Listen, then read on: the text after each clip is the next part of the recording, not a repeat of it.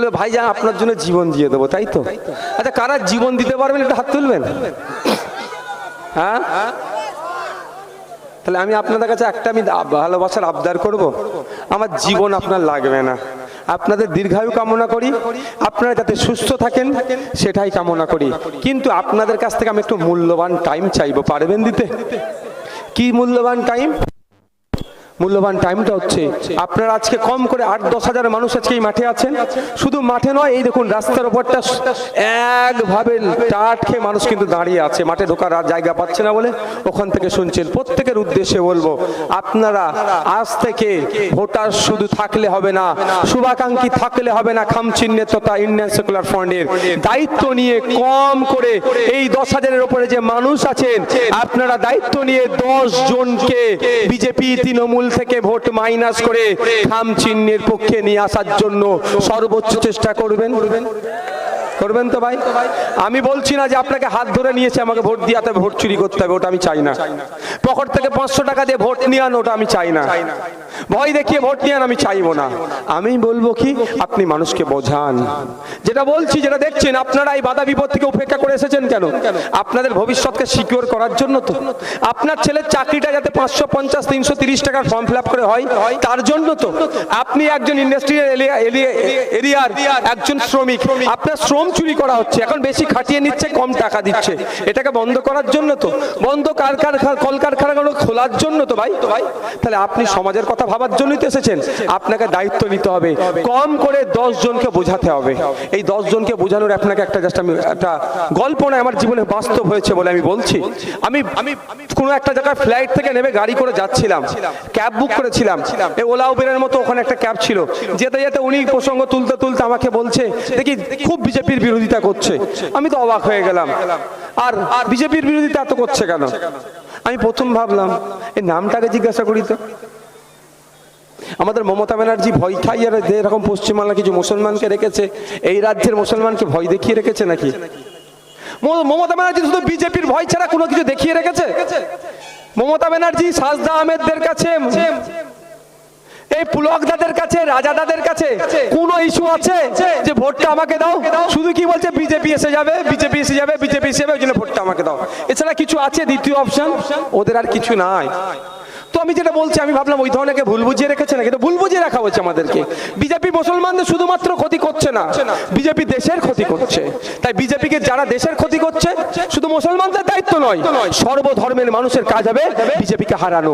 আর এই 2024-এ পশ্চিমবাংলা শুধু নয়, সারা ভারতবর্ষে বিজেপি মুখ থুবড়ে পড়বে। আপনারা শুধু অপেক্ষা করুন। তো আমি প্রথম নাম জিজ্ঞাসা করলাম, মুসলিম নাম দেখতে পেলাম না। আমার আরো কৌতূহল হলো। আমি বলছি, আপনি এত বিজেপির বিরোধিতা করছেন কেন? আমার কিন্তু মাথায় তখন টুপি ছিল না, আমি মুখে মাস্ক লাগিয়ে রেখেছিলাম।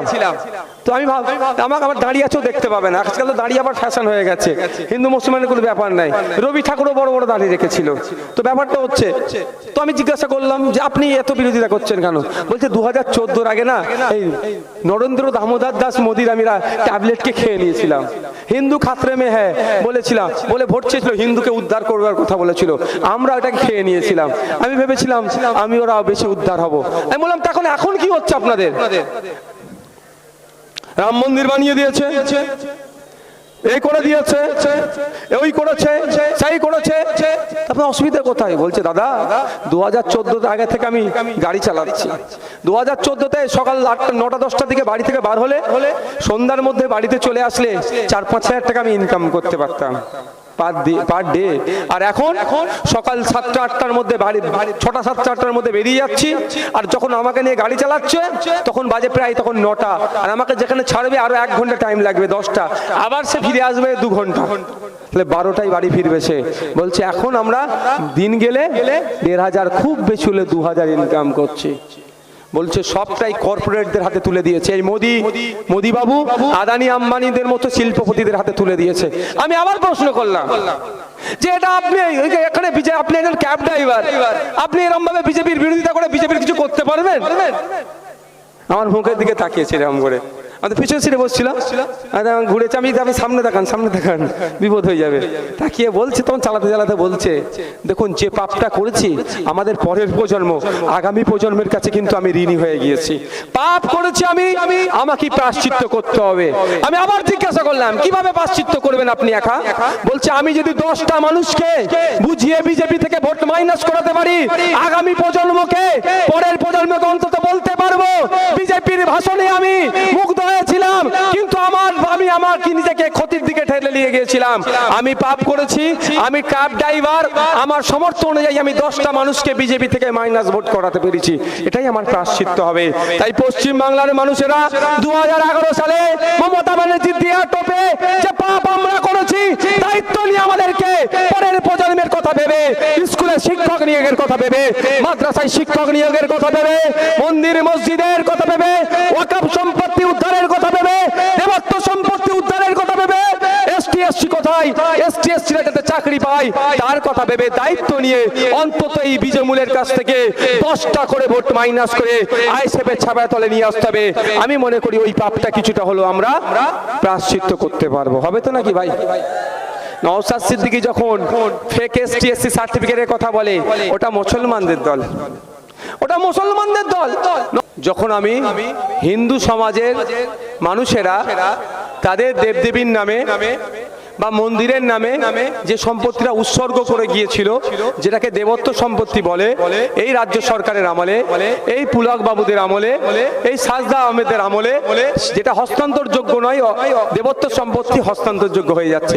যখন এর বিরোধিতা করছি, যখন লড়াই করছি, তখন মুসলমানদের দল হয়ে যাচ্ছে। যখন ওয়াকফ প্রপার্টির উদ্ধারের কথা বলছি, মুসলিমদের সরকারি চাকরিতে 1% নিচে কেন নেমে গিয়েছে, যখন এ কথা বলছি, তখন আমি বিজেপির দালাল হয়ে যাচ্ছি। তা বলে কি বলা বন্ধ করে দেবো? এটা তো শুনেছি পুলক বাবুর এলাকা, না এলাকা মানে ওনার বাড়ি এখানে। তো পুলক বাবু আমাদের রাজ্যের কিসের মন্ত্রী জানেন?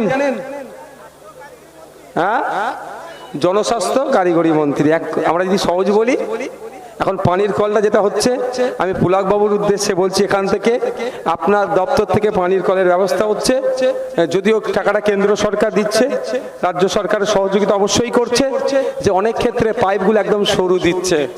পুলক বাবুকে উদ্দেশ্যে বলছি, যাতে পাইপগুলো একটু মোটা দেয়, হোলটা যাতে মোটা হয় সেটা দেখবেন, যে মধ্যখানে যে ফুটোটা, এটা দেখবেন।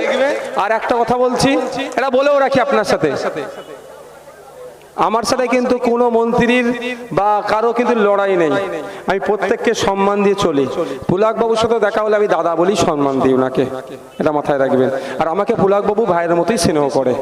আমি আপনাদের অনুরোধ করব, তাহলে পুলক বাবু আমাকে যদি ভাইয়ের মতো স্নেহ করে, আমি পুলক দাকে দাদা বলতে সম্মান করি, তাহলে বুথের স্তরে তৃণমূলের কর্মী আর আইএসএফের কর্মীর মধ্যে লড়াই হওয়া উচিত নয়। বুথের স্তরে সিপিএম কে আইএসএফ কে তৃণমূলকে বিজেপি লড়াই হওয়ার কোনো জায়গা নয়। যার যেটা ভালো লাগবে হবে। আপনারা কোনোদিন দেখেছেন মমতা ব্যানার্জি আর কি কাগজ লিখছিল? দেখি ওটার বক্তব্য দেবে। আপনাদের বলবো, কোনোদিন মমতা ব্যানার্জি আর শুভেন্দু অধিকারী হাতাহাতি লড়াই হতে দেখেছেন? আচ্ছা, আপনারা আস্তে আস্তে কিন্তু বিদায় নেন, এটা শুনতে শুনতে চলে যাবেন। ভাই, এখানকার বক্তব্য এখানে সমাপ্ত করছি, টাইমের ব্যাপার আছে, ওই শুনতে শুনতে যাবেন। যাওয়া মাইকের আওয়াজ তো অনেক দূরে লাগিয়েছে মাইক, এখানে বিদায় নেন আস্তে আস্তে। আজকের মতো বক্তব্য এখানে শেষ করছি। যাওয়ার সময় একটা রিকোয়েস্ট করব, সেটা যদি আশা করছি মেনে চললে আপনার ক্ষতি হবে না। মমতা ব্যানার্জির আর শুভেন্দু অধিকারী কোনোদিন মারামারি হয় না। অধীর বাবুর সাথে অভিষেক ব্যানার্জির মারামারি হয় না। শুভেন্দু অধিকারীর সাথে ফিরাদ হাকিমের মারামারি হয় না। মোহাম্মদ সেলিমের সাথে আপনার শোভন বাবুর মারামারি হয় না। সুজন চক্রবর্তীর সাথে পার্থবাবুরও মারামারি হতে দেখিনি, না হওয়াটাই স্বাভাবিক। মারামারি হোক, আমরা চাইবো না। কিন্তু দুঃখের বিষয়, আমরা কি দেখেছি, মারামারিটা কোথায় হচ্ছে? এই পারিজাতে হচ্ছে। মারামারিটা কোথায় হচ্ছে? উলুবেড়িয়ার একটা বুথে হচ্ছে। মারামারিটা কোথায় হচ্ছে? এই চন্দ্রপুরে হচ্ছে। মারামারিটা কোথায় হচ্ছে? সন্দেশখালীতে হচ্ছে। মারামারিটা কোথায় হচ্ছে? বুথে নেবে হচ্ছে। কাদের জন্য মারামারি করছেন? এই শুভেন্দু বাবুদের জন্য। কার জন্য মারছেন? মমতা ব্যানার্জির জন্য মারছেন। কার জন্য মারছেন? নামটা কি? নির্মল মাঝির জন্য মারছেন। কার জন্য মারছেন? রাজা সেনের জন্য মারছেন। কিন্তু আমরা কি দেখছি, শুভেন্দু অধিকারী মহাশয়কে ডেকে মমতা ব্যানার্জি চা খাওয়াচ্ছে, সুজন চক্রবর্তী, দিলীপ ঘোষ, কুণাল ঘোষের এক জায়গায় বসে চা খাচ্ছে, সুকান্ত মজুমদারের বিজেপি, কুণাল ঘোষ তৃণমূল, দিলীপ ঘোষ বিজেপি এক জায়গায় বসে কেক কাটছে, তাদের মারামারি হচ্ছে না। তাই আমি অনুরোধ করব, বুথ স্তরে আপনারা মারামারিতে জড়িয়ে পড়বেন না। দিনের শেষে প্রতিবেশী, এটা মাথায় রেখে রাজনীতি করুন। যার যে দল ভালো লাগবে সেই রাজনীতি করুন, কিন্তু ক্ষতিগ্রস্ত হবেন না বা কারো ক্ষতি করবেন না এই রাজনীতির নেতাদের চক্করে পড়ে। বিভাজনের রাজনীতি যেমন করবেন না, সাথে সাথে এই মারামারি হানাহানিতে জড়িয়ে পড়বেন না। সকলে ভালো থাকবেন, সুস্থ থাকবেন। আগামী মে মাসের 20 তারিখে সকাল সকাল যাবেন, খামচিহ্নে ভোট দিয়ে অধ্যাপক এক্স বিএসএফ জওয়ান জনাব মফিকুল ইসলাম সাহেবের পক্ষে ভোট দেবেন। ভোট দিয়ে তাকে পার্লামেন্টে পাঠালে জনগণের জনপ্রতিনিধি হয়ে পার্লামেন্টে আপনাদের হয়ে বলিষ্ঠ কণ্ঠে লড়াই করবে। সকলে ভালো থাকবেন। সময় এখন স্বল্প, সবটাই হবে লক্ষ্মীর ভান্ডার থেকে শুরু করে স্বাস্থ্যসাথী শুধু নয়। একটা কথা যখন প্রসঙ্গ উঠছে বলছি, তৃণমূল এমন খারাপ জায়গায় পৌঁছে গিয়েছে, খোঁজ নিলে দেখতে পাবেন মা বাবা বেঁচে আছে, মাকে বিধবা দেখিয়ে বিধবা ভাতা তুলে খাচ্ছে। সমবাতি প্রকল্প বলে একটা প্রকল্প আছে, তৃণমূল এতটাই নির্লজ্জ হয়েছে, সমবাতি প্রকল্পটা হচ্ছে কোনো গরিব মানুষের পরিবারের কেউ মারা গেলে তাকে 2000 টাকা সরকার থেকে তৎক্ষণিক দেয়, সেই টাকাটা থেকেও তৃণমূল 500 টাকা করে কাটমানি নিচ্ছে। আর এদের স্বাস্থ্যসাথী লক্ষ্মীর ভান্ডার তো অনেক বেশি।